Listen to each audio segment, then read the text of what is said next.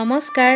আজি বহুত দিনৰ মূৰত আকৌ এটা মিনি ব্লগ লৈ আপোনালোকৰ মাজলৈ আহিছোঁ আৰু প্ৰথমতে আপোনালোক সকলোলৈকে ইংৰাজী নৱবৰ্ষৰ আন্তৰিক শুভেচ্ছা জ্ঞাপন কৰিলোঁ আৰু লগতে এই নতুন বছৰটিয়ে আপোনালোক সকলোৰে জীৱনলৈ যেন সুখ শান্তি আৰু সমৃদ্ধি কঢ়িয়াই আনে তাৰে কামনা কৰিলোঁ।